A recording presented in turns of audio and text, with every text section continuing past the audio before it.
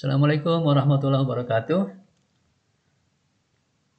Kita lanjutkan pembahasan tentang integral lipat 2. Dalam hal ini kita akan coba bahas tentang integral berulang, di mana kita akan menghitung integral lipat 2 sebagai integral berulang.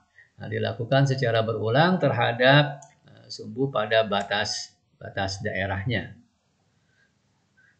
Kita ingat kembali, jika diberikan fungsi dua variabel f dengan daerah integrasinya berupa persegi panjang R, yang batasnya x-nya dari A sampai dengan B, y-nya dari C sampai dengan D, dengan fxy-nya adalah lebih besar sama dengan 0, seperti tampak pada gambar di sebelah kanan ini, maka volume dari ruang yang terbangun itu akan sama dengan integral lipat 2f pada daerah tertutup R. Maka dapat kita cari dengan integral berulang sebagai berikut. Ruang yang terbangun tadi coba kita iris menjadi beberapa lempengan-lempengan yang sejajar dengan bidang X, Z. Kita lihat pada gambar B-nya di sini, kita ambil potongan tersebut, yang dimana tebalnya adalah delta Y, dan luasan daerah sisinya adalah AY. Selanjutnya kita lakukan aproksimasi untuk volume satu lempengan tersebut. Maka kita dapatkan adalah luas daerahnya dikali dengan tebalnya di sini. AY dikali dengan delta Y. Nah, ini kita dapatkan untuk satu lempengan. Maka kita akan bisa hitung volume semua lempengan yang merupakan partisi dari ruang yang kita bangun terhadap fungsi permukaan Z dengan batas-batas daerah integrasinya R menjadi bentuk integral AY DY, batasnya C sampai dengan D. Maka coba kita hitung semua lempengan tadi dengan pendekatan integral AY DY, karena untuk AY di luasan dari daerah AY-nya adalah sama dengan integral fxy dx pada batas x-nya dari A sampai dengan B. Nah, jadi volumenya tinggal kita substitusikan saja. Di sini AY diganti dengan bentuk integral fxy dx, sehingga diperolehlah volumenya adalah sebagai berikut. Nah, ini merupakan bentuk integral berulang. Yang pertama kita integralkan terhadap X, baru yang kedua kita hitung integral terhadap Y dengan batas-batas pada sumbu Y. Sehingga kita bisa ketahui jika F terintegralkan pada persegi panjang R dengan batas-batas untuk X-nya A sampai dengan B dan Y-nya C sampai dengan D, maka integral lipat 2 dari F pada R tersebut dapat dihitung sebagai integral berulang.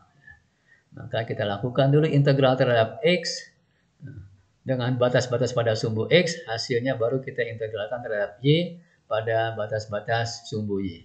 Atau kita bisa integralkan dulu terhadap Y pada batas-batas sumbu Y, itu C sampai dengan D, baru hasilnya kita integralkan terhadap X dengan batas-batas pada sumbu X, dalam hal ini A sampai dengan B.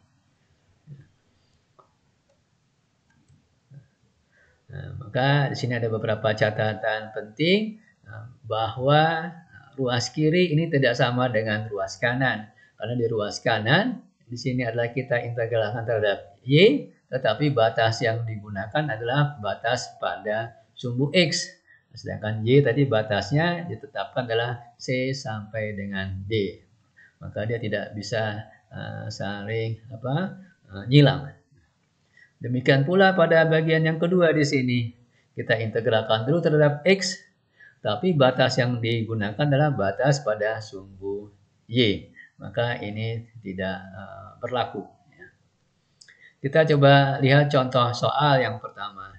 Hitunglah integral lipat 2 dari 9 min X dy. Y-nya batasnya 0 sampai 3. Lalu hasilnya diintegralkan terhadap X 0 sampai dengan 2. Nah, dengan menggunakan pendekatan integrasi berulang, kita coba selesaikan untuk integral yang di dalamnya lebih dahulu, yaitu 9 dikurang X dy, batasnya 0 sampai dengan 3. Nah, di sini kita masih ingat, maka untuk integral terhadap Y, maka variabel X dianggap konstan.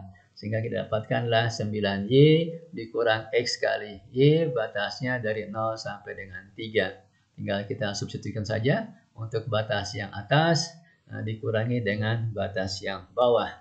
Maka didapatkanlah hasil integral tersebut 27 min 3X. Maka kembali dalam soal tadi, ini integral yang terdalam sudah kita dapatkan, yaitu 27 min 3X. Maka tinggal kita hitung integral yang terluarnya, yaitu tinggal kita substitusikan saja integral dari 27 min 3X terhadap X, batasnya dari 0 sampai 2. Maka kita coba selesaikan, didapatlah hasilnya 48. Nah, bisa dipahami ya, kembali ke kalkulus 1 bagaimana konsep integral satu variabel. Jadi kita lakukan integral berulang terhadap satu variabel lebih dahulu, dengan variabel yang lainnya dianggap konstan. Perhatikan contoh soal yang kedua. Nah, kalau kita diminta untuk menghitung soal berikut, maka tinggal kita selesaikan integral yang terdalam lebih dahulu, sehingga diperoleh hasil demikian. Integral dari 2x tambah 3y dx dari batasnya dari 1 sampai 2, maka kita integralkan dia terhadap x, maka variabel y-nya dianggap konstan. 2x diintegralkan jadi x kuadrat, 3y diintegralkan menjadi 3yx, batasnya dari 1 sampai 2, maka diperolehlah 3 tambah 3y. Maka tinggal kita substitusikan ke dalam soal semula, maka didapatkanlah hasil sebagai berikut, yaitu 45/2 dari contoh soal nomor 2. Nah, ini bagian inilah merupakan pengetahuan di kalkulus 1 ya, integral satu variabel. Integral tertentu tinggal kamu masukkan batas-batas atas dan batas-batas bawahnya. Kita lihat contoh soal yang ketiga. Hitunglah volume benda padat di bawah permukaan Z sama dengan 4 dikurang X kuadrat dikurang Y, dan di atas persegi panjang R. Dari 0 sampai 1 X-nya, Y-nya dari 0 sampai 2. Ini permukaan atasnya, yaitu Z, 4 dikurang X kuadrat dikurang Y. Nah, kita diminta menghitung volume di bawah bangun ruang. Demikian. Coba kita perhatikan dengan seksama penyelesaiannya.